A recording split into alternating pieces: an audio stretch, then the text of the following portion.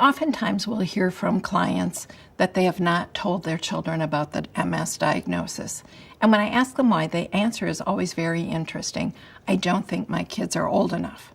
Now, it's interesting when I ask, how old are your kids? Often the kids are 8, 10, 12, 15 years old, and they have decided that the kids are not old enough to hear about the MS diagnosis. And I often wonder, what is the purpose of holding that information from the kids? Because this is now the new reality for the family.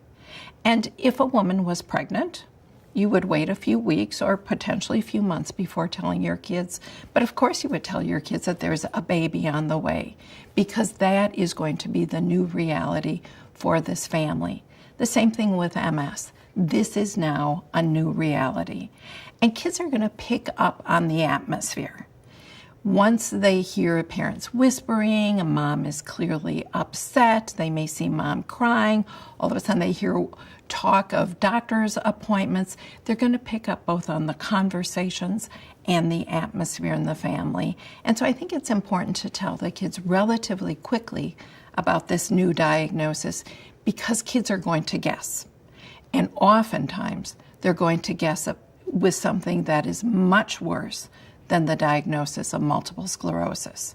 Especially if kids are younger.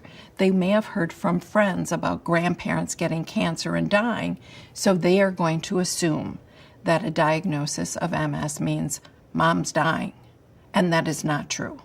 And so it's so important to tell the kids right away so you can give good, honest information about this disease and start immediately to reassure the kids that you will be fine.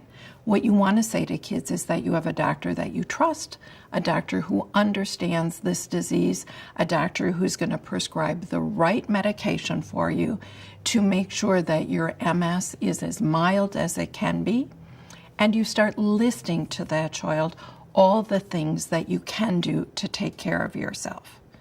Now, kids always have two questions in their mind. They may ask these questions out loud or not. But always, always, I've yet to come up with an exception to this rule, kids have two questions. One is, are you going to die? And I don't care the age of the child. This can be from very young to an adult child, but the question is always going to be, are you going to die? Because the child knows they need an adult there to take care of them. So they need to be reassured that no, they are not going to die from this disease. Second question that the child asks is it catchy? Am I going to get this disease? And the answer for a young child is no, you're not. It's not like a cold or the flu. You are not going to catch this.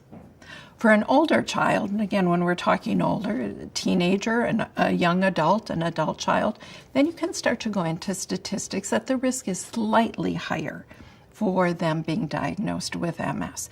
But again, slightly higher. If we're talking about potentially a 4% increase of that child being diagnosed with MS, I always want to encourage to my clients, that means 96% chance that they will not be diagnosed with MS.